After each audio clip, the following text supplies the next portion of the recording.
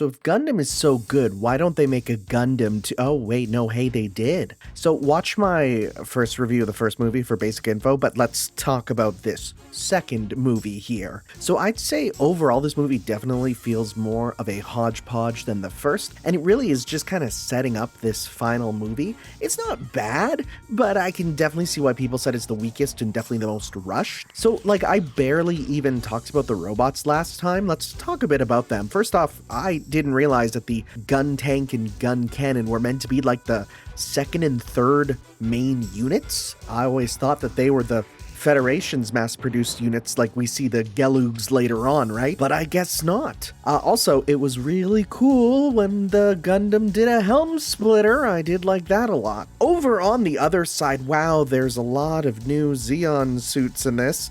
Some of them are really cool, like the Golf or the Goof. Don't call it that in Canada, but others I definitely didn't really care for. Like, I remember seeing footage of the Zagok from Seed Freedom, and it looked really, really cool there. And then I see it here, and it's like, oh, it's actually super lame. It really astounds me how much they aren't afraid to humanize Zeon and critique the Federation. Like, I don't always agree with the Federation, and the Zeon soldiers are like, well, we don't want to kill kids. You know, they're asking for to be treated as a proper prisoner of war. It really pushes that the whole thing is a lot less about this side is bad and more about, hey, war is bad above all else.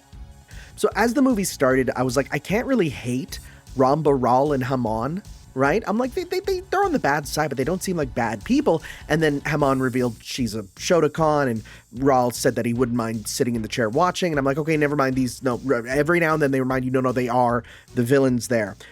Also, hey, did we really need the topless scene? I feel like we could have cut that out and put that towards some of the death scenes, because there really wasn't enough time to grieve for some of these characters. One of them, Maharu, just died in a way that reminded me of like one episode of, I think, Seed I saw as a kid, where I saw a woman explode and then she appeared as a space ghost. That was like the only episode of that one that I saw. I'm really starting to understand what a new type is, and it's really cool. I loved seeing Amuro do all this cool slow down time new type stuff, and I love the noise that plays when he activates his new type powers. And then when Amuro was alone in the desert, there was a song playing, and it was really nice, but they actually translated the lyrics, and the lyrics were literally like the most literal, I am alone, I'm in a desert, the sand is everywhere.